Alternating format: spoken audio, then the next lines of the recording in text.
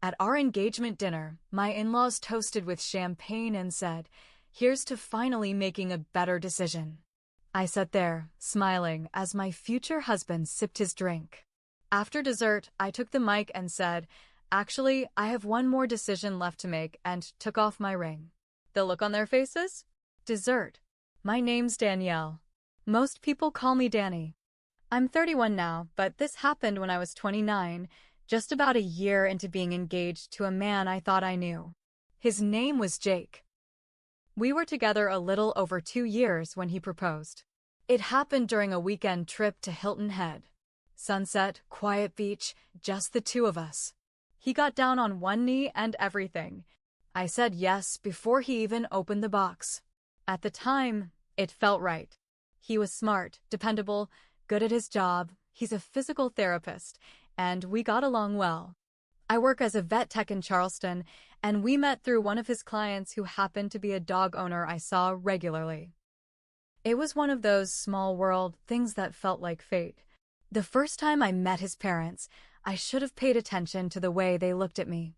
His mom, Cheryl, smiled like she had a lemon in her mouth. His dad, Bill, barely looked at me. They weren't rude. They were polite in the way rich people are polite when they don't like you but know better than to say it out loud. His mom asked questions that weren't really questions. "So, no college degree, huh? But you love animals. That's cute. I guess it's nice to have a steady little job. Doesn't stress you out too much." She'd say those things with that same smile. I told myself I could win her over. I'm good with people. I'm honest. I'm kind. And I really love Jake. But the closer we got to the wedding, the more I saw things I didn't like. Cheryl had opinions about everything. What the dress should look like. Which venue reflected their family values. She even made a snide comment about how maybe we should wait to see if I could slim down a little before dress fittings. Jake brushed it off. "She doesn't mean it like that," he said. But she did. Every single time. Still, I thought, he's not his mom. We'll move away from this. Start our own life. Then came the engagement dinner.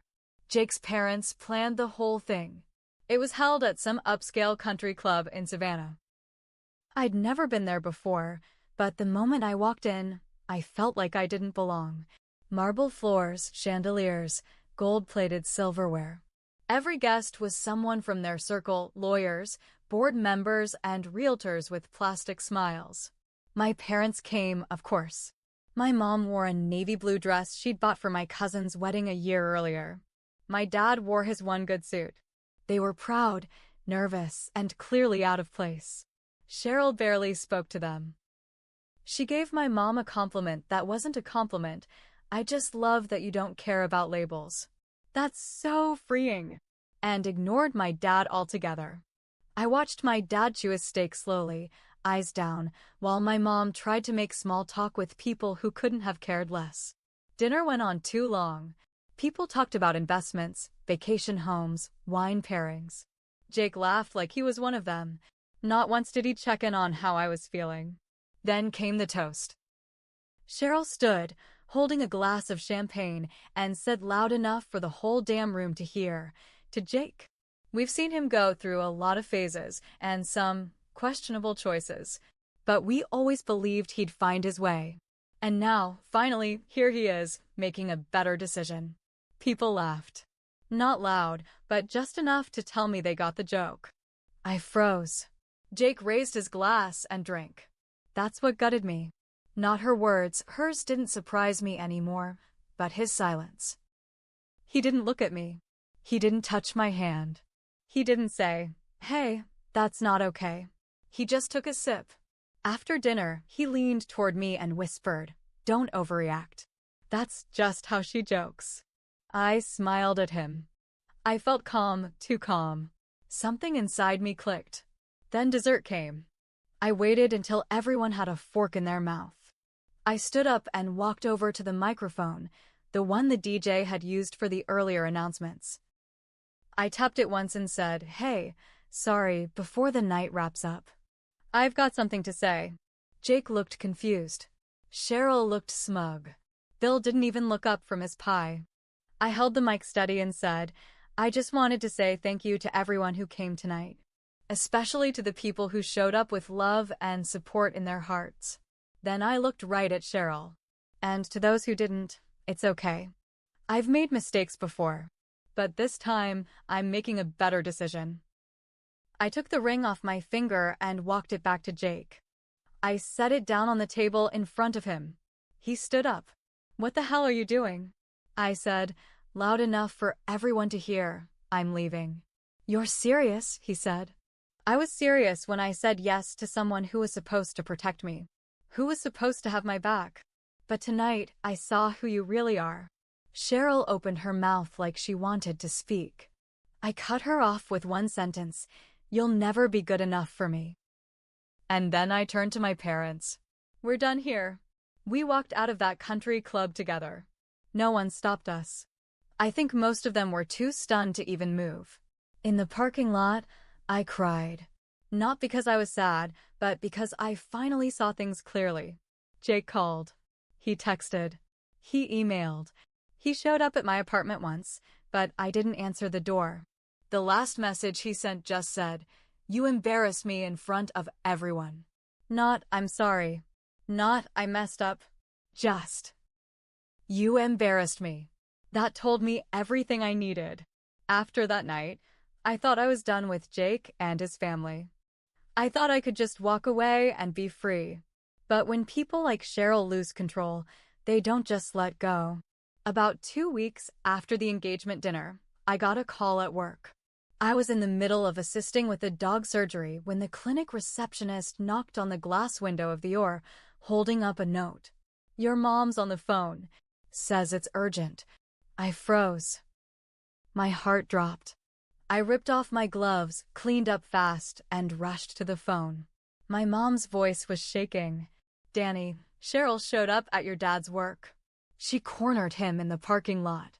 I could barely speak. What? Why? She said she just wanted to talk. But she wouldn't let him leave. She accused us of turning you against Jake.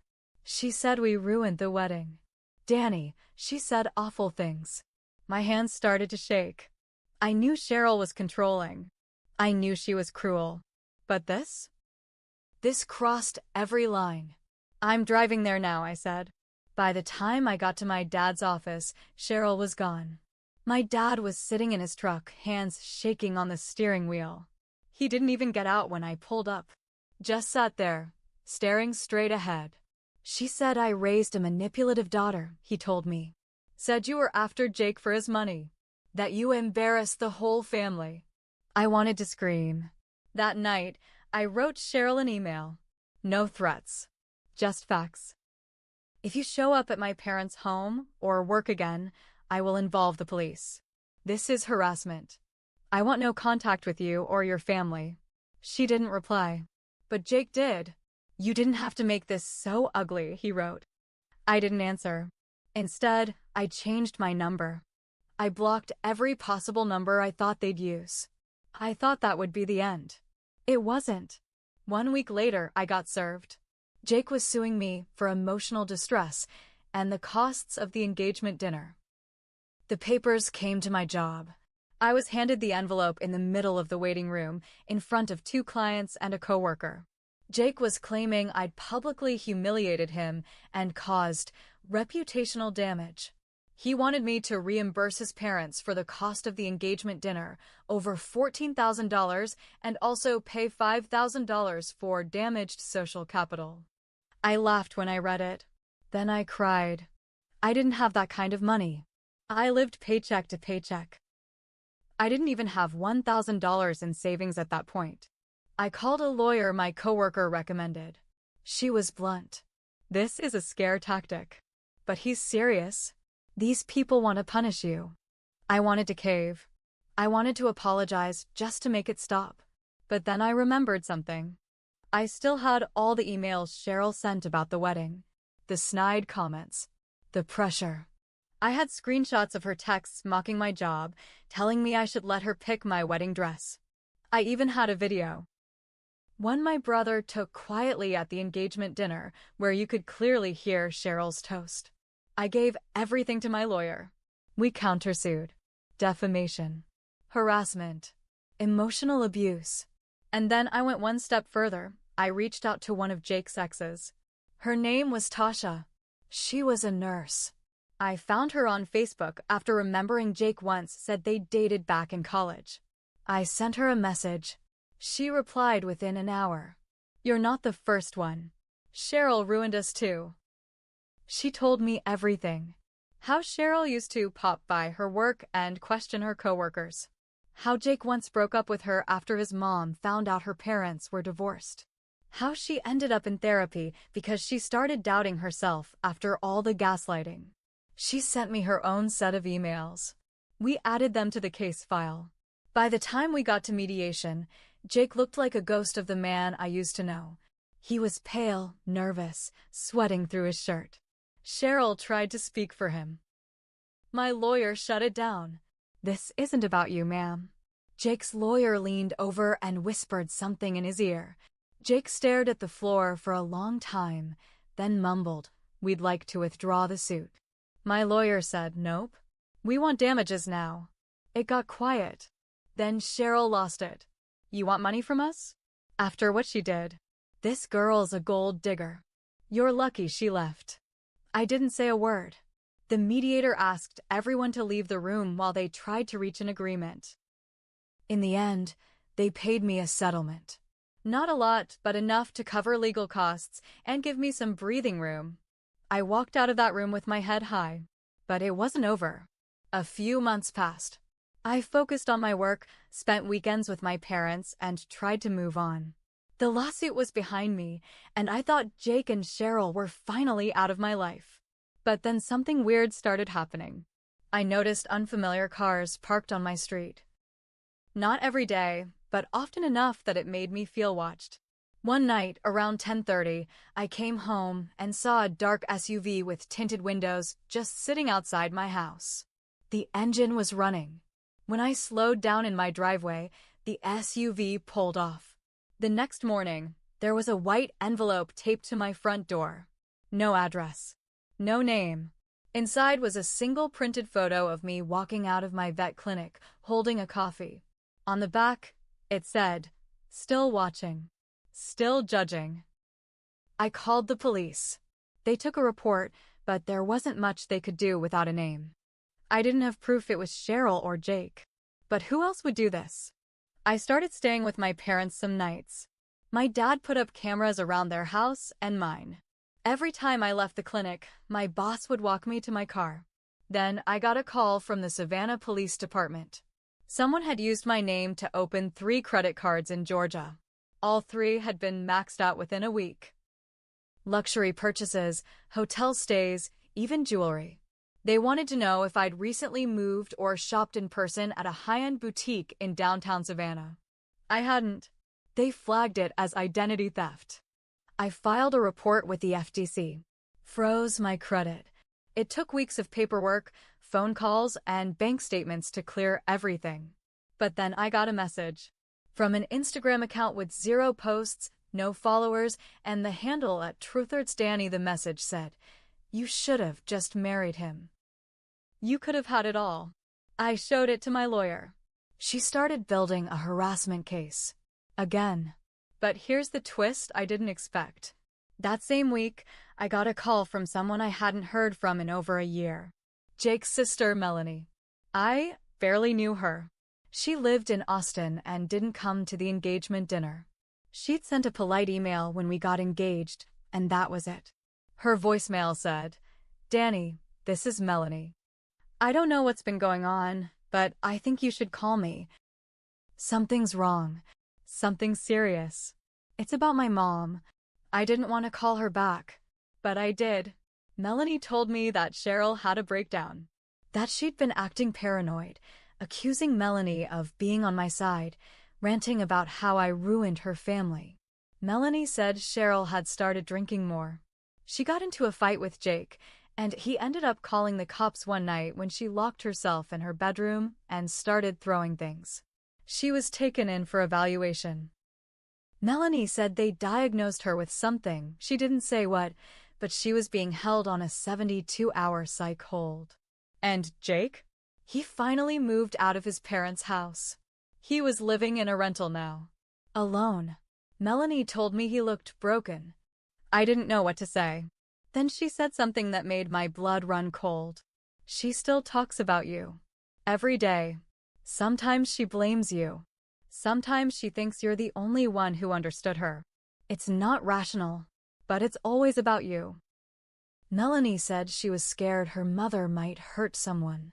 She told me to be careful. That night, I packed a go bag. I didn't sleep. I just sat up on the couch with my dad's old baseball bat beside me and my phone in my lap. I didn't know what Cheryl might do next. But I knew one thing. I was going to end this.